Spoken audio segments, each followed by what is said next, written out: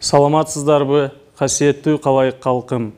Мен Калпаев Бахтияр Алиевич, Кыргыз Республикасынын Жогорку Кеңешинин депутаттыгына Мекенчил саясий партиясынан талапкер.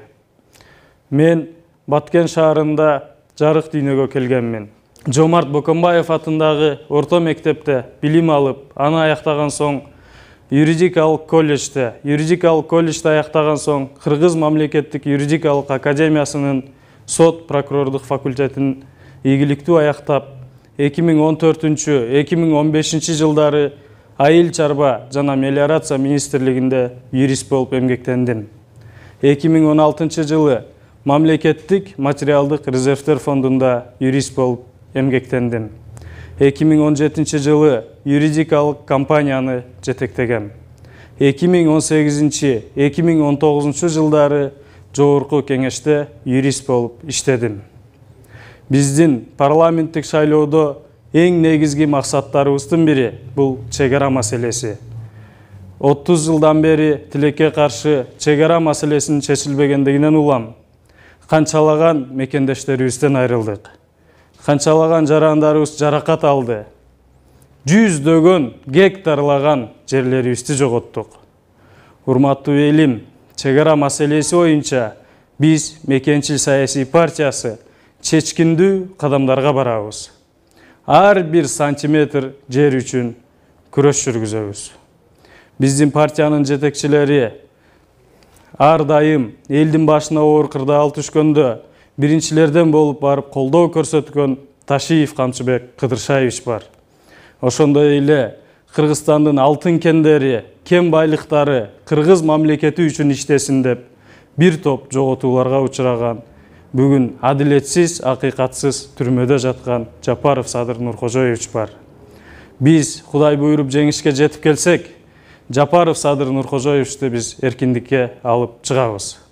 Эркиндикке алып чыкпастан аны актап, Кудайым буйруса мамлекеттик кызматка алып келип, элдин кызматына иштетейин деген ниетибиз бар.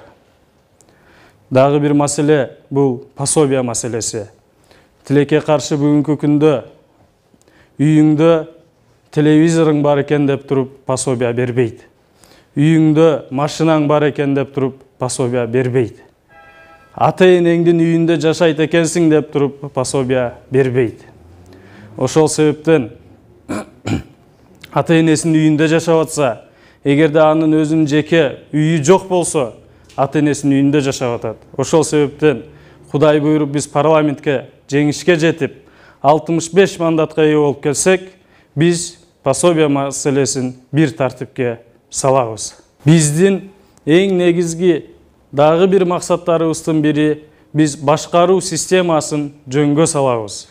Бүгүнкү баш аламан башкаруу системасын жокко чыгарып, 120 депутаттын санын кыскартабыз. Биз 75 гана депутат калтырабыз. Партиялык системаны жокко чыгарабыз. Анткени партиялык система менен элдин арасында кадыр баркы жок, шылуундар, аферисттер, уурулар парламентке келип отуруп алып жатышат. Биз депутаттардын санын кыскартып 75-ке чейин аларды бир мандаттуу мажоритардык система менен шайлоо жолуна алып келебиз.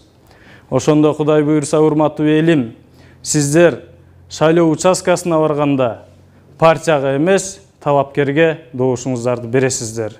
Эгерде ошол системаны биз алып келсек, карапайым элдин арасында кадыр баркы бар, мугалимдер, врачтар жана эл арасында кадыр баркы бар адамдар парламентке келип сиздердин талабыңыздарды талашат. Биздин партиянын тизмесинде коррупционерлер жок. Биздин партиянын тизмесинде жалаң карапайым эл арасында жүргөн адамдар парламенттик шайлоого баратат. Биздин катарыбызда жаштар, мугалимдер, медицина кызматкерлеринин өкүлдөрү парламенттик шайлоого аттанып атат. Эски депутаттардан биздин катарыбызда жокко эсе. Биздин катарыбызда Жылдыз Жолдошова бар. Биздин катарыбызда Садыр Жапаров менен Камчыбек Кыдыршаевич Ташиевди актап чыккан Курманкул Зулушев бар. Урматтуу элим, биз эски адамдарды көп кошпогонубуздун себеби анткени бүгүнкү күндө карапайым элдин кадыр баркы азыркы чиновниктерге караганда бийигирээк. Урматтуу элим, биздин урааныбыз бийлик элге, уурулар түрмөгө. Биз 30 жылдан бери кыргыз мамлекетин тоногондорду, ууруларды, кыргыз мамлекетин бүгүнкү күнгө алып келген адамдарды биз жоопкерчиликке тартабыз. Электр энергия тармагында энергетика министрлигин кайра жандандырып, Ош электро, Север электро деген башкаруу эмелерин жокко чыгарып, бир тартипке салып, элге татыктуу баада электр энергияны биз камсыздап беребиз. Андан сырткары 100 миллиондогон долларларды уурдап, бүгүнкү күндө парламенттик шайлоого аттанып, элдин добушун акча менен сатып алабыз деп кээ-бирки саясий партиялар аттанып жатышат. Урматтуу элим, алар парламенттик шайлоого акчанын күчү менен барабыз деп, элдин добушун сатып алабыз десе, анда алардын ниети жакшы эмес. Урматтуу элим, биз элдин добушун сатып албайбыз. Үймө-үй кирип биз акча таркатпайбыз. Биз Кудайым буйруп парламентке келип, жеңишке жетсек, бүтүндөй Кыргызстандын жашоо турмушун оңдой турган мыйзамдарды кабыл алып беребиз. Мекенчилди колдоо. Мекенчил бол. Мекенчил саясий партиясы 5 багытта кардиналдуу реформаларды жасайт. Чек ара маселесин чечүү биздин партиянын артыкчылыктуу бекем карманган багыты. Кыргызстандын бир карыш жеринде башкаларга бербейбиз. Аралыктан кызмат көрсөтүү ыкмасын киргизүү менен бажы тармагындагы уурулукту токтотобуз.